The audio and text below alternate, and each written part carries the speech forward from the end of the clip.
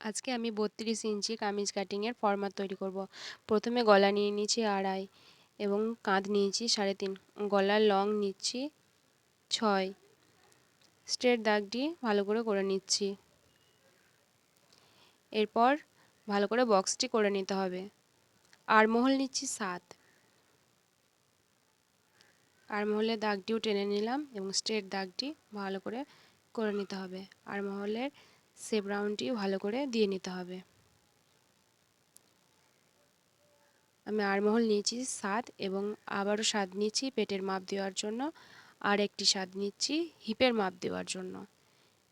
Straight দাগটি ভালো করে নিতে হবে।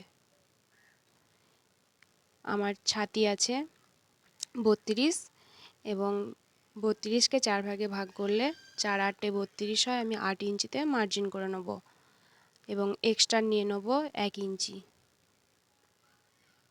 সবসময় এক্সট্রাটা নিতে হবে। আমার পেটের মাপটি হবে 1 ইঞ্চি কম, তাই 7 ইঞ্চিতে মার্জিন করে নিয়েছি এবং এক্সট্রা নিয়েছি 8 ইঞ্চি।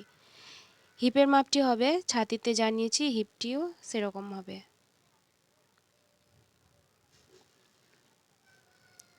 ভালো করে মার্জিনটি করে নিতে হবে।